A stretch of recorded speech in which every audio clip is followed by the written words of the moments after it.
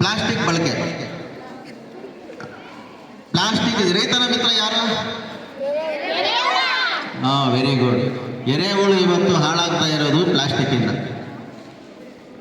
ಮನೆಗೆ ಹಾಲು ಪ್ಯಾಕೆಟ್ ತಗೊಬರ್ತೀರಿ, ಹಾಲು ಪ್ಯಾಕೆಟ್ ತಗೊಬಂದಾಗ ಸ್ವಲ್ಪ ಕಟ್ ಮಾಡಿ ಬಿಸಾಕ್ಬಿಡ್ತಾರೆ.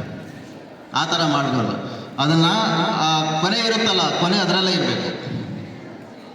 ಆ ಕೊನೆ ಅದರಲ್ಲೇ ಇರಬೇಕು, ಹಾಲು ಮಾತ್ರ ಇರಬೇಕು. ಆ ಪಾಕೆಟ್ಗಳನ್ನ ನೀವು ಬಿಸಾಕೋಕೆ ಹೋಗ್ಬೇಡ್ರಿ. ನಿಮ್ಮ ಮನೆಯಲ್ಲಿ ನೀವು ಪಾಲಿಸಬೇಕು. ನಿಮ್ಮ ತಂದೆ ತಾಯಿಯರಿಗೆ ಹೇಳಿಬಿಟ್ಟು ಡೈಲಿ 30,000ದಿಂದ 40,000 ಹಾಲು ಪ್ಯಾಕೆಟು ನಮ್ಮ ಗೌರಿಬಿದೂರಲ್ಲಿ ಸೇಲ್ ಆಗ್ತಾಯಿದೆ.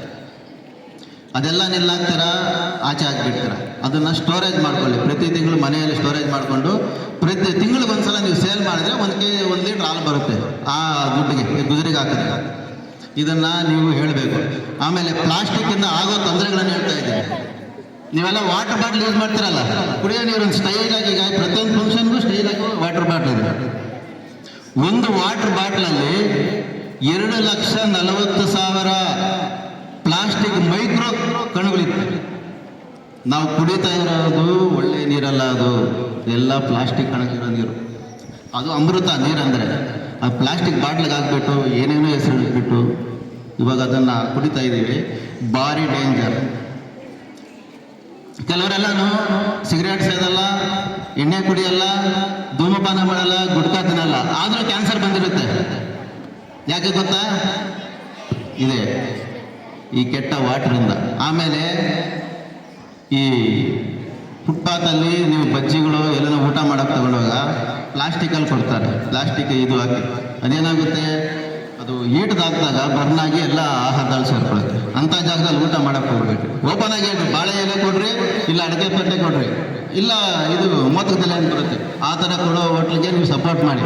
ನೀವು ಕ್ವಶನ್ನು ಕೇಳ್ರಿ, ಈ ಥರದ್ರಲ್ಲಿ ಕೊಡಬೇಡ್ರಿ, ನೀವು ಇಲ್ಲಿ ತಿನ್ನೋದ್ರಿಂದ ನಾವು ಕ್ಯಾನ್ಸರ್ ತಗೊತೀವಿ ಅಂತ ಹೇಳ್ಬಿಟ್ಟು ಹೇಳಿ.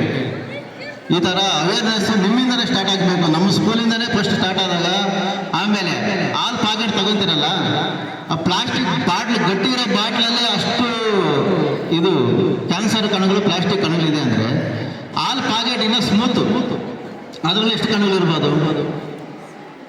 3 ಲಕ್ಷ ಚಿಲ್ಲರೆ ಕಣಗಳಿರುತ್ತೆ ಹಾಲು ಪ್ಯಾಕೆಟಲ್ಲಿ, ಪ್ಲಾಸ್ಟಿಕ್ ಕಣಗಳು. ದಯವಿಟ್ಟು ನೀವು ಹಾಲು ಪ್ಯಾಕೆಟ್ ಥರ ಬಂದು ಡೈರಿಗಳಲ್ಲಿ ಹೋಗ್ಬಿಟ್ಟು ಒಂದು ಸ್ಟೀಲ್ ಪಾತ್ರೆಯನ್ನು ತಗೊಂಡೋಗಿ ಅಲ್ಲಿಂದ ಹಾಕ್ಸ್ಕೊಬಂದು ತಿಂದರೆ ಅದು ಅಮೃತ ಹಾಲು. ಕಾಫಿ ಟೀ ಎಲ್ಲ ಕುಡಿತೀರ, ಕಾಫಿ ಟೀಯಲ್ಲಿ ಇವತ್ತು ಕೆಮಿಕಲ್ ಇರೋದು ಈ ಪ್ಲಾಸ್ಟಿಕ್ ಹಾಲಿನಿಂದಾನೆ. ಪ್ಲಾಸ್ಟಿಕ್ ಬಳಕೆ ಇರೋ ಎಣ್ಣೆ, ಹಾಲು ಅವೆಲ್ಲ ಕಂಟ್ರೋಲ್ ಮಾಡ್ಕೊಳ್ಬೋದು. ಯಾವುದೇ ವಸ್ತು ಆಗಲಿ ಪ್ಲಾಸ್ಟಿಕ್ಕಲ್ಲಿ ಪ್ಯಾಕೆಟಲ್ಲಿ ಬರೋವು, ಆ ವಸ್ತುಗಳನ್ನು ಕಂಟ್ರೋಲ್ ಮಾಡಿದ್ರೆ ನಿಮಗೆ ಒಳ್ಳೆಯ ಆಯಾಸ ಸಿಗುತ್ತೆ. ನೀವು ನಿಮ್ಮ ಮನೆಯಲ್ಲಿ ಅವೇರ್ನೆಸ್ ಮೂಡಿಸ್ಬೇಕು ಪ್ರತಿಯೊಬ್ಬ ಮಕ್ಕಳಿಗೂ, ತಂದೆ ತಾಯಿಗಳಿಗೆ. ಆಮೇಲೆ ನಿಮ್ಮ ತಂದೆ ತಾಯಿ ತಾತ ಯಾರನ್ನ ಸತ್ರೂ ಸಹ ಒಂದು ಗಿಡ, ಹಣ್ಣು ಬಿಡೋ ಗಿಡವನ್ನು ನೆಡಲು ಅವರಿಗೆ ಸೂಚಿಸಬೇಕು. ಯಾಕಂದರೆ ಸ್ಮಶಾನಗಳಾಗಬಾರ್ದು, ಪರಿಸರ ತಾಣಗಳನ್ನಾಗಿ ಮಾಡಬೇಕು. ಎಲ್ಲ ಮಾಡ್ಕೊಂಡೋದ್ರೆ ನಿಮಗೆ ಒಳ್ಳೆ ಆಕ್ಸಿಜನ್ ಸಿಗುತ್ತೆ, ಒಳ್ಳೆ ಲೈಫ್ ಸಿಗುತ್ತೆ, ಒಳ್ಳೆ ಆಯಸ್ ಸಿಗುತ್ತೆ. ಮಾಡ್ತೀರಾ? ನಾನೇನೇನು ಹೇಳ್ರಿ, ಇದು ಕರೆಕ್ಟಾಗಿ ಅರ್ಥ ಮಾಡಿಕೊಂಡ್ರೆ ನಿಮ್ಗೆ 15 ಮಾರ್ಕ್ಸ್ ಕಂಪಲ್ಸರಿ ಬರುತ್ತೆ. ನೀವು ಪಾಸ್ ಆಗಿಬಿಡ್ಬೋದು SLC.